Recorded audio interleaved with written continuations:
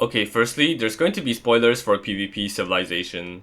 There was a lot of online discourse when Evbo dropped Parkour Civilization, whereas PVP Civilization had nowhere near as much. In my opinion, I thought the writing of PVP Civilization was way better, and the first part of this video will be giving it the commentary that it deserves. While the concept of having parkour influence every aspect of society was way more interesting and fresh at the time compared to the same idea but being applied to PvP, I feel that Evbo's writing had improved way more by then, and that the overall execution of PVP Civilization's story was much better. The beginning to PVP Civilization was quite slow, honestly, and I almost wanted to quit watching it, due to its repetitive structure where each episode was basically just Evbo leveling up to the next sword rank while trying to rizz up Tabby or something. But things got interesting at the Iron Sword level, where the Iron Swords in fact didn't want to rank up, and would instead use Evbo's respawn powers to prolong their own lives. And later on, the story will really ramp up when it was revealed that Sword Civilization wasn't all of PvP Civilization. There was also the Bows, Axes, and Tridents, with their own members sneaking into Sword Civilization. The dynamics between members of the different civilizations was pretty interesting to watch, and I loved the ending, where Evbo had to sacrifice himself to PvP and die and respawn once again for eternity in order to save the world. I particularly liked his take on the immortality trope, because instead of it becoming a plot device that would give the protagonist an upper hand in certain situations to succeed, it instead became a central point to the plot, from the tease of it at the Iron Sword level where he was unwillingly farmed for durability, to the ending where he selflessly gave his life to leverage his respawn powers in order to save the world. However, I do have some things to say about the way that PvP society is structured. Firstly, it feels that the bows and tridents are way disadvantaged. They lack a proper leveling system, and they just do not have that durability which the swords and axes have. And in PvP Civilization, we only got to see small glimpses of how their societies functioned, so I feel like those parts were not too developed. The other thing is, with durability being your lifeline, while I feel like it makes a good plot, it just doesn't feel sustainable for people to exist in their day-to-day lives in society, especially when you're using parts of your life to buy items. And also, diamond swords barely got to fight anyone, so I don't see any sustainable source of durability for them. Anyways, I thought it would be interesting to do my own take on the structure of PvP Civilization.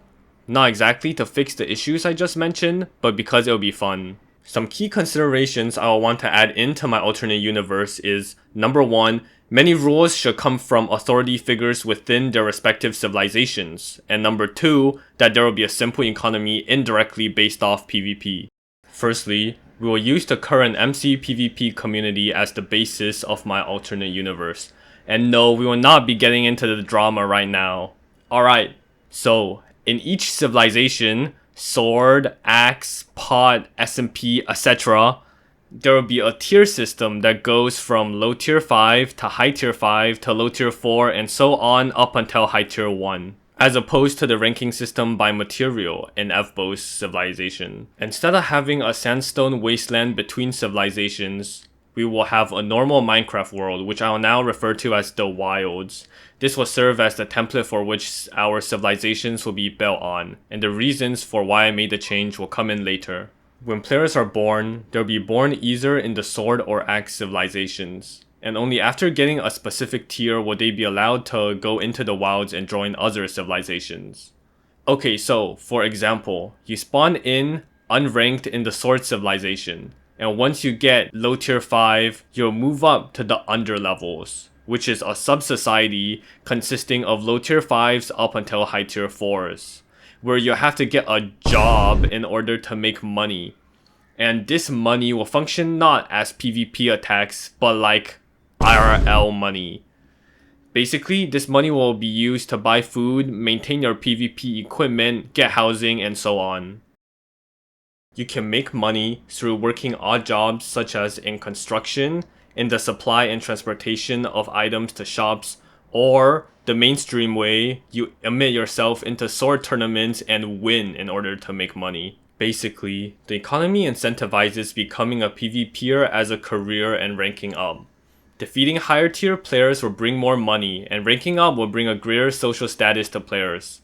Ultimately, Sword Civilization has the goal of producing many elite PvPers, and those who are less proficient will have to make ends meet by working auxiliary jobs, such as in construction and in managing the item supply, both of which are foundational for Sword Society to function. Thus, instead of having PvP attacks being the currency, in my alternate universe, PvP scale is the ultimate demand, and the economy is built entirely around it. You're probably wondering, like, why is it the ultimate goal of Sword Civilization to produce elite PvPers?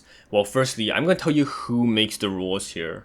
In Sword Civilization, the people that make the rules are a council of tier 1s, headed by their leader, the one and only high tier 1. And in the wider context of PvP Civilization, which also contains societies like POT and SMP, there's the expectation of players to already be good in the mechanics of something foundational like sword or axe. The other societies expect Sword Civilization to produce elite PvPers which are then worth training in their own civilizations. Thus, the worth, reputation, and relationship of the two beginner civilizations with the rest of PvP Civilization relies on this. So it becomes the ultimate goal of the swords to push players to compete and become elite. That is the demand that is driving the need to financially incentivize players to compete and refine their skills. So in Sword Civilization, once players reach low tier 3, they ascend from the underlevels and are free to venture outside the Sword Civilization into the wilds, where they can find and join other civilizations. Now before I continue, please subscribe. I'm trying to hit 200 subs so my parents will love me again. The wilds are considered international zones and not subject to any civilization specific laws, making crimes committed here way more difficult to persecute. And the reason I chose a normal Minecraft world to be the wilds is because,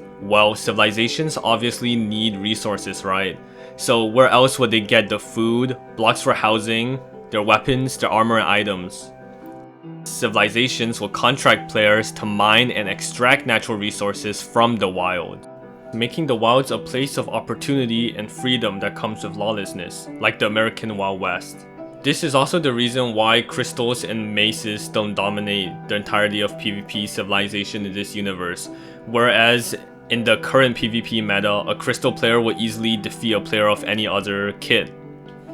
But in this universe, the materials are too rare to obtain en masse, and thus there's no concrete civilization for them yet.